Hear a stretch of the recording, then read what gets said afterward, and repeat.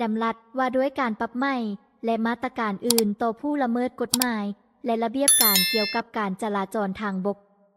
มาตรา18การขับขี่รถบ่ถูกทิศทางการจราจรผู้ขับขี่รถส่วนทิศทางการจราจรจะถูกปรับใหม่ดังนี้ 1. 20,000 กีบสำหรับรถทีบรถโมเปด 2. 50,000 กีบสำหรับรถจักร 3. 60,000 กีบสำหรับรถ3ล้อติดเครื่องจักรรถไถนาทุกประเภท